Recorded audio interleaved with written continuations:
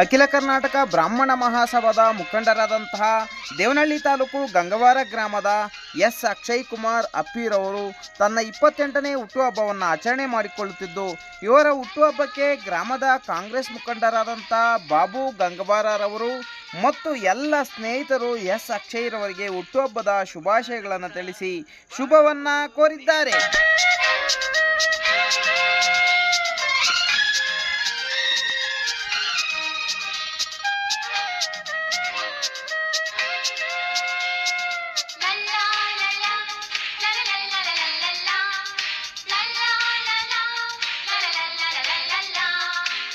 ನಗುತ್ತಾ ನಗುತ್ತಾ ಬಾಳು ನೀನು ನೀನೆ ಮಗು, ನಗುತ್ತಾ ನಗುತ್ತಾ ಬಾಳು ನೀನು 100 ವರ್ಷ